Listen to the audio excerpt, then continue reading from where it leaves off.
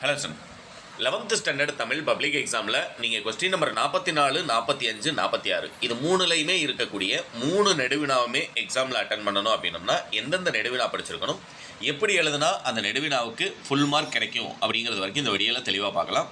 அதுக்கு முன்னால் இந்த பிடிஎஃப் கொஸ்டின் வித் ஆன்சரோட கொஸ்டின் நம்பர் 1லேருந்து கொஸ்டின் நம்பர் 46 வரைக்கும் நீங்கள் அட்டன் பண்ண வேண்டிய எல்லா கேள்விகளுமே 10% இருக்கக்கூடிய important question with answer study material. அதுபோக உங்களுக்கு புக் இன்சல்லேருந்து இது வரைக்கும் நமக்கு ப்ரீவியஸ் இயரில் கேட்ட 1 மார்க் எல்லாமே இந்த வருஷம் கேட்பதற்கு வாய்ப்பு இருக்கக்கூடிய 1 வேர்டும் சேர்த்தே உங்களுக்கு சென்ட் பண்ணிடுவேன். இது கொஸ்டின் வித் ஆன்சரோட வேணுன்னா அதுக்கான ப்ரைஸ் பார்த்தீங்கன்னா 150 rupees. என்னுடைய நம்பர் 8072021999 அப்படிங்கிற நம்பருக்கு ஜிபே பண்ணிங்கன்னா மெட்டீரியல் வாங்கிக்கலாம். அதுபோக ஆர்ட்ஸ் குரூப், சயின்ஸ் குரூப் ரெண்டுக்குமே பயாலஜி ரெண்டுக்குமே பார்த்தீங்க அப்படின்னம்னா Tamil medium and English medium material எங்கிட்ட இருக்குது. வேணும்னா எனக்கு மெசேஜ் பண்ணிங்கன்னா மெட்டீரியல் எவ்வளோ அப்படிங்கிறத உங்களுக்கு ப்ரைஸ் சொல்லிடுவேன். ஃபஸ்ட்டு 44 அட்டன் பண்ணுறதுக்கு கொடையில் சிறந்து விளங்க வள்ளுவம் கூறும் வழிகளை ஒப்புரவறிதல் அதிகாரம் வழி விளக்குக, இந்த ஒன்று படிச்சுக்கோங்க.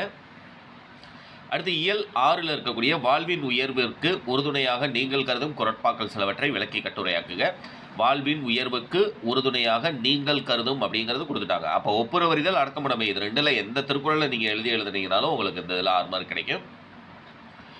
3வது பார்த்தீங்க அப்படின்னம்னா உங்களுக்கு அடக்கமுடைமை ஒருவனை வாழ்வியலில் உயர்த்தும் இக்கூற்றை முப்பால் வழி விளக்குக. இந்த 3 நெடுவினா மட்டுமே போதும் நீங்கள் கொஸ்டின் நம்பர் 44 அட்டன் பண்ணுறது. அடுத்ததாக கொஸ்டின் நம்பர் 45 உரைநடை நெடுவினா அட்டன் பண்ணுறதுக்கு இயல் 4ல் இருக்கக்கூடிய பௌத்த கல்வி, சமண கல்வி, மரபு வழி கல்வி முறைகளால் தமிழக கல்வி முறையில் ஏற்பட்ட பல்வேறு மாறுதல்களை விவரிக்க, அந்த ஒரு நெடுவினா படிச்சுக்கோங்க. கல்லும் கதை சொல்லும் என்னும் தொடர் தஞ்சை பெரிய கோயிலுக்கு பொருந்துவதை விளக்கி எழுதுக. இயல் 6ல் இருக்கக்கூடிய நெடுவினா படிச்சுக்கோங்க. நீங்கள் மொழியை வெளிப்படுத்தும் நிலையில் பேச்சு மொழியையும் எழுத்து மொழியையும் எவ்வாறு உணர்கிறீர்கள் என்பதை விவரிக்க. இயல் 1ல் இருக்கக்கூடிய நெடுவினா. சிதறிய கடிதங்கள் உணர்த்தும் கருத்துக்களை சிதறாது தெளிவுபடுத்துக. இயல் 8ல் இருக்கக்கூடிய நெடுவினா. இல்லை எனக்கு அடிஷனலாக இவ்வளோதான் இருக்குது, நான் இதெல்லாம் படிச்சுட்டேன், எனக்கு இன்னொரு நெடுவினா சேர்த்து சொல்லுங்கள் அப்படின்னு நினைக்கிறீங்க அப்படின்னம்னா காற்றில் கலந்த பேரோசையில் இருக்கக்கூடிய ஜீவானந்தம் அவருடைய பேச்சு அது இருக்கு இல்லைங்களா, அந்த நெடுவினா வந்து படிச்சுக்கோங்க. அடுத்து துணைப்பாட கதையை பொறுத்த வரைக்கும் யானை டாக்டர் கதை வாயிலாக இயற்கை உயிரின பாதுகாப்பு ஆகியவை குறித்து நீவீர் அறிந்தவற்றை தொகுத்து எழுதுக. யானை டாக்டர் படிச்சுக்கோங்க.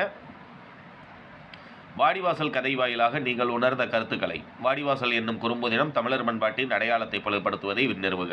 வாடிவாசல் படிச்சுக்கோங்க. பிம்பம் கதையின் வாயிலாக பிரபஞ்சம் தெளிவுபடுத்தும் மனித முகங்களை பற்றி விவரிக்க. பிம்பம் கதை வந்து படிச்சுக்கோங்க. 4வதாக நர்த்தை நடராஜன் நேர்காணல் வழி அறிந்தவற்றை தொகுத்தளிக்க. 4வது இது படிச்சுக்கோங்க.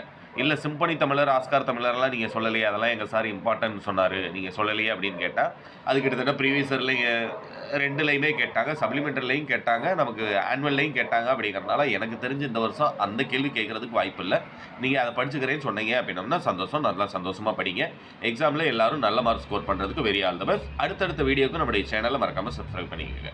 தேங்க்யூ.